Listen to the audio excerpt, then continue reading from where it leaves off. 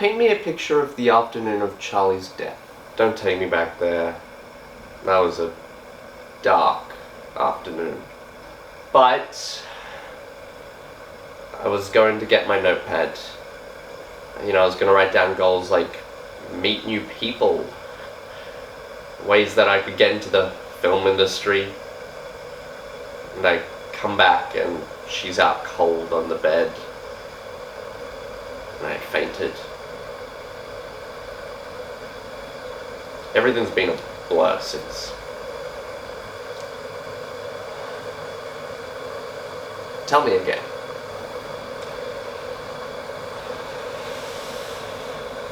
Well, I went to go check my COVID test. I had taken a COVID test that day. Without the fiction. What do you mean? It was all film. Max, the truth is, Charlie didn't die that day. It was all theatre. We're here to tell the true story. You know? What's beneath the facade. We are both here because you alienated yourself from everyone. So why not let me paint the picture of that night? I reckon you got close to someone. Too close. You couldn't detach yourself. Like a leech. But you made a mistake. And that mistake caused you to spiral. You isolated yourself. You are afraid to show your face to anyone because you think you don't deserve to be around people.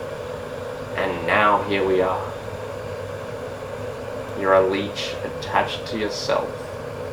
I don't think that's the case at all. I'm comfortable here.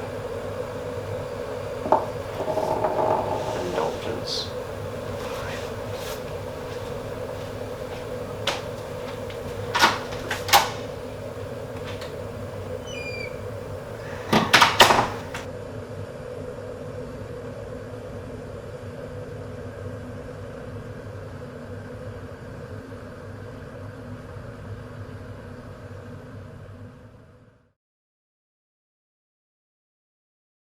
To summarize the self-interrogation, it seems that Max has resulted to eternal self-damnation. They won't speak up. I guess I had my goal of trying to get them to admit their current state of denial, but they denied it. I shouldn't have hijacked the interview, though. That's my most problematic interview technique, but it's hard not to when you know the other person just as well as they know themselves. I guess I succeeded in depicting their madness on camera by just letting them open their mouth. They may think that they're creating a pipeline of interpretations in the fourth wall, but the self-indulgence is quite clear.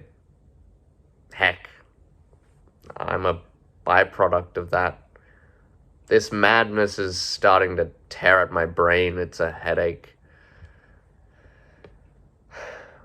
The framing, too, that was my choice. It was unconventional, but resembled our similarities. Being of the same body and all, same person. Just another piece to this madness. Back when my good friend Professor Liam recommended this reading by Michael Rabager, it included a section on the temptations in an interview to play God's advocate and take a moral high ground. Yet it creates an unbalance in the relationship between you and the interviewee. You just unfairly demolish your interviewee's defenses. This interview was doomed from the beginning, I guess. Why did I call it an interrogation? And there I went, attempting to get information from them.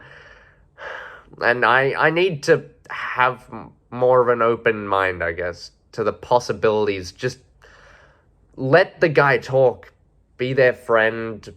And then, once they're vulnerable, get them to open up. The main lesson I took from conducting this interview, though, was the power of using visual and auditory emotional cues. I inserted into the interview B-roll of a kettle and a cork that Max had in their hand that they were fidgeting with. These two objects were used as motifs for building tension. Me wanting to manipulate the film to make the delusion at least somewhat cohesive. I used the boiling of the water in the kettle as the soundtrack to the elevating tension during the interview. When Max was challenged or put into a vulnerable situation, there was a cut to the anxious fingers digging at that cork. They knew I was prying, and they weren't okay with it. They knew that I had them, but I just shouldn't have made it so obvious to them. They're such a frustrating character to unsolve. There I go using the character word. They're a person, but they need to disassociate themselves from the videos. Where does the character end and the person begin without the fourth wall in place? I don't know. But I do know that the absence of it is the result of all this. It needs to end.